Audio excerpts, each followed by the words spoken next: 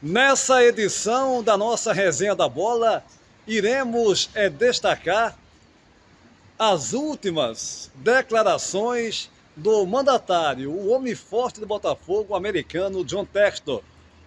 Acusações gravíssimas de manipulação de resultados no Campeonato Brasileiro de 2023 e que, segundo ele, foram decisivas para o Botafogo não ser campeão. Também a questão da altitude, inimiga número 1 dos clubes, dos times que vão jogar contra adversários em condições desumanas. Tudo isso na análise de Antônio Manuel Góes, direto do Rio de Janeiro, e Fernando César, em Curitiba, no Paraná, e após a nossa vinheta.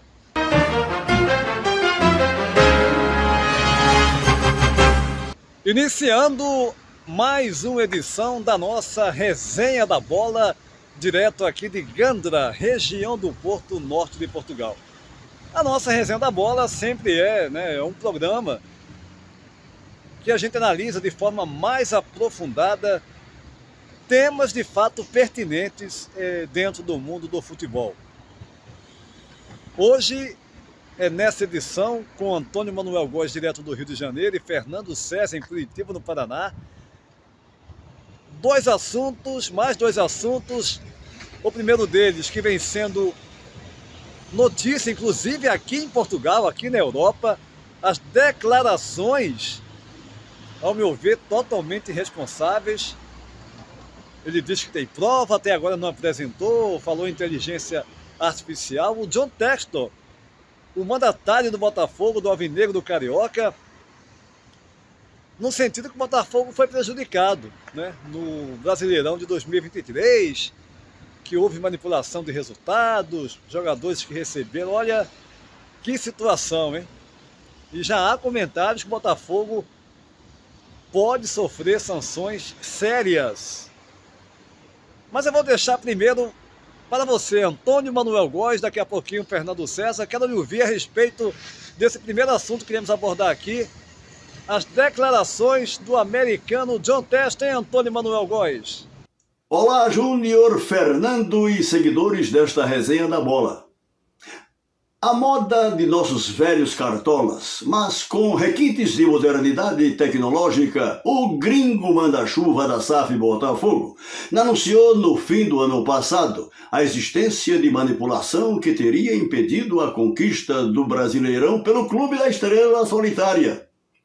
Como todos testemunhamos, o Botafogo, após o primeiro turno a deixar os concorrentes no chinelo, desabou na segunda fase, ao chegar em quinta posição, fora da classificação direta para a Libertadores, que agora se inicia, e, embora garantido em repescagem, começou mal na fase de grupos da temporada, ao perder por 3-1 dessa última quarta-feira, dia 3, para o colombiano Júnior Barranquilla, diante de sua sofrida, mas sempre esperançosa galera em pleno Engenhão. Johnny Textor, controlador da SAF Botafogo, no melhor estilo da empáfia neocolonialista, acusa, sem provas pelo menos até aqui desconhecidas, Palmeiras, São Paulo, Fortaleza, árbitros e a própria CBF, organizadora da competição nacional por pontos corridos, de atentarem contra a suposta superioridade da equipe, a que todos assistimos em súbita decadência no curso do Brasileirão 2023, decorrente de limitações gerenciais que redundaram após a saída de Luiz Castro para o futebol árabe, numa sequência de treinadores incapazes de garantir o ótimo desempenho da equipe na primeira etapa do campeonato. Baseado em anunciada investigação de uma empresa na França com uso de plataforma de mirabolante inteligência artificial, por ele contratada, Textor denuncia, por exemplo, a interferência da arbitragem que levou o Botafogo, após vantagem de 3-0 sobre o Palmeiras, a sofrer uma virada adversária por 4-3 em sua própria casa. Na realidade, todos vimos o Botafogo ladeira abaixo pelos desacertos de um elenco antes tido como disparado ganhador do título, perdido no desmonte de sua própria autoestima, com atuações de baixo nível técnico, apesar da inquestionável qualidade de vários dos principais jogadores, alguns deles até convocados para a seleção brasileira. Por conta de suas revelações bombásticas ainda sem materialidade, John Textor já é alvo de investigação policial para que ofereça as provas cabais da alegada manipulação de concorrentes do Brasileirão Série A do ano passado. Concretamente, haja vista inexistirem até aqui evidências sobre a denúncia de Textor, nem mesmo o torcedor acredita que o clube de seu coração tenha sucumbido por conta de suposta armação dos adversários, da cooptação de árbitros e do interesse da CBF em impedir uma conquista desenhada no horizonte há 28 anos de distância de um título nacional. Johnny Textor, pelo andar da carruagem no bojo de denúncias agora na esfera policial, já liminarmente rejeitadas pelo Superior Tribunal de Justiça Desportiva, correrá até o risco de banimento de nosso futebol, não duvidemos. Entretanto, causa estranheza na contramão dos clubes envolvidos, que decidiram acionar judicialmente o mandatário botafoguense, o perturbador silêncio da CBF, até agora sem incisiva manifestação, como se o caso não fosse, acima de tudo, de sua inteira alçada. Aguardemos os próximos capítulos desse imbróglio mal cheiroso. Tá legal, o Antônio Manuel Góes, na sua análise sobre o mandatário do Botafogo, o americano John Textor. Aí eu vou jogar a bola para você também, Fernando, aí em Curitiba, no Paraná. Quero lhe ouvir, quero saber a sua opinião sobre essas declarações. O que isso pode gerar até para o Botafogo, porque muita gente, eu vi, inclusive aqui em Portugal, mas também em TVs do Brasil, na internet, no YouTube, colegas, né, falando do que tudo isso pode gerar para o Botafogo, para a imagem do clube. Até mesmo uma pressão em campo para o alvinegro carioca. Não sei se tem alguma coisa a ver, né, se tem algum reflexo, mas a verdade é que o Botafogo, na estreia da Libertadores, em casa, uma atuação pífia, né? O Botafogo acertou agora a contratação do Arthur Jorge, ex-treinador aqui do Braga, né? Equipe aqui de Portugal, do norte de Portugal, que é o quarto colocado no Campeonato Português. Foi derrotado 3-1, né, para o seu adversário Júnior Barranquilla, torcida revoltada. Enfim, se tem algum reflexo já. Mas a verdade é que é uma situação grave. Eu também quero lhe ouvir, Fernando. Olá, Júnior. Bem, primeiro a gente recebe esse noticiário com tristeza em relação às denúncias levantadas ou ameaças, melhor colocando o termo, por parte do mandatário do Botafogo, John Textor, alegando possuir provas de que houve manipulação de resultado a favor da equipe do Palmeiras e do próprio São Paulo. A gente não pode concordar com esse tipo de situação.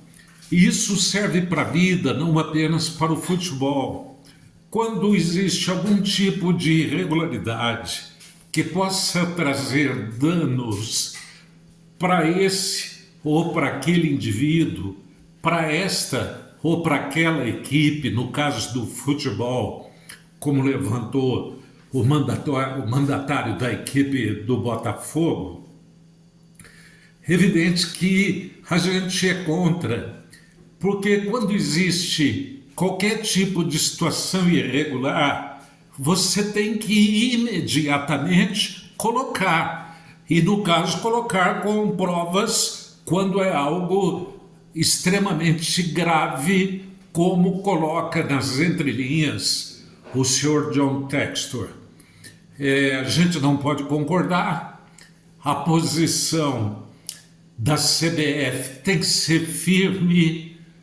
A posição nesse momento por parte da presidente do Palmeiras e também do presidente do São Paulo se justifica à medida que o diretor concorrente levanta uma situação tão grave, dizendo que houve manipulação.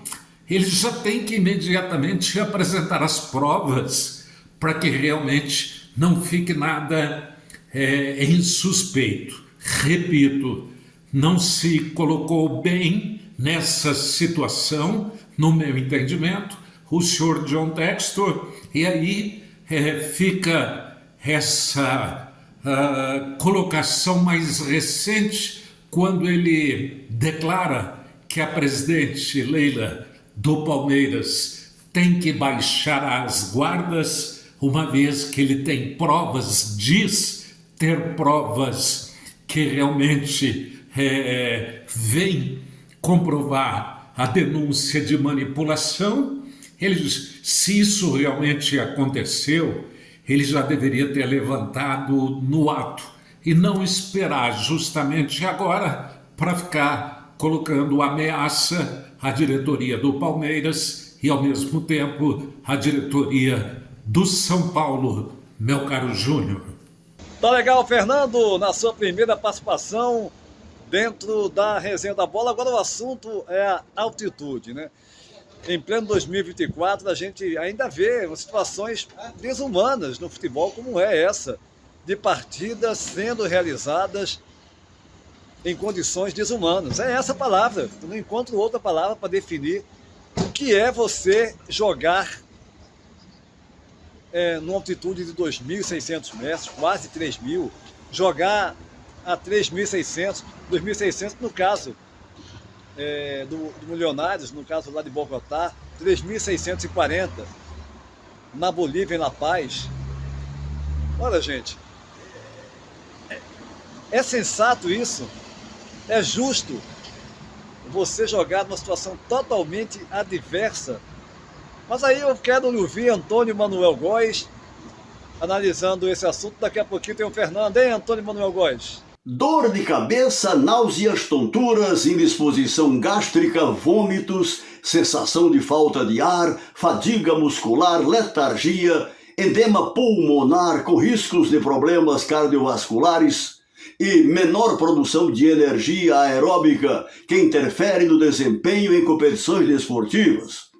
Esses indicativos se relacionam em particular aos sintomas que afetam a fisiologia dos jogadores de futebol em elevadas altitudes, notadamente a partir de 2.000 metros.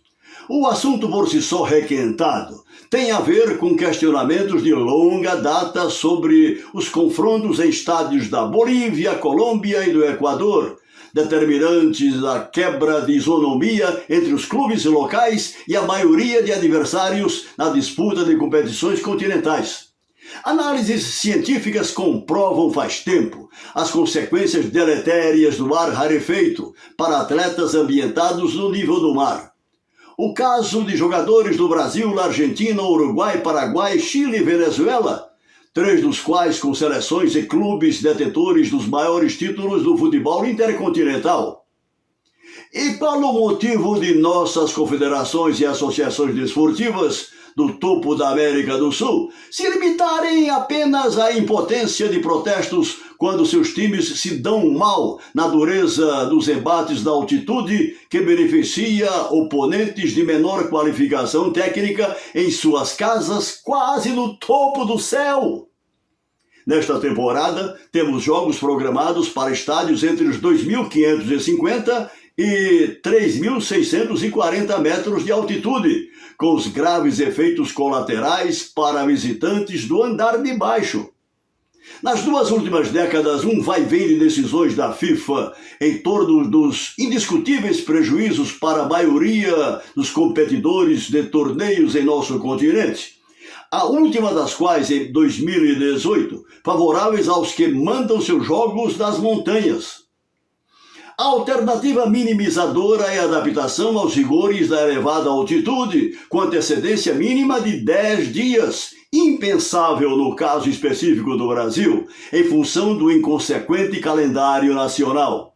Outra saída cientificamente recomendada é a chegada da delegação visitante a poucas horas do jogo e retorno imediato após o apito final. Concretamente, ninguém jamais aderiu a uma dessas medidas preventivas, com recorrentes perdas de desempenho de suas equipes e resultados adversos. Um dos casos mais gritantes foi a goleada sofrida pela historicamente possante Argentina para o fracote selecionado da Bolívia por 6-1 nos 4.000 metros de La Paz. Por que a FIFA e a Conmebol não batem o martelo para corrigir essa patética distorção de flagrante desigualdade física entre os competidores da América do Sul? A história pregressa da cartolagem do futebol internacional leva, entretanto, ao submundo da corrupção, cujos registros em escala internacional já implicaram o banimento de figuras abjetas, entre as quais João Avelange, Joseph Blatter e outros malfeitores que emporcalharam e ainda emporcalham o futebol do planeta. Pois é, Antônio Manuel Góes, né? E nessa Libertadores da América nós temos aí o Always Red, né? O clube que tem 4.090 metros, imagina, hein? Se La Paz tem 3.640, o Always Red, time que também está na Libertadores, da cidade de El Alto, né? Seu estádio, El Alto também, com 4.090 metros. É desumano, gente. Mas tem que dar possibilidade para os outros clubes. Mas em condições normais, gente. Em condição normal. É um absurdo você jogar futebol. Eu acho que isso já era era algo, uma posição com relação a isso, já devia ter sido tomada há muito mais tempo. Que joga em outros estádios. Agora, você ir jogar em condições totalmente adversas, volto a dizer, desumanas, é um absurdo sem igual.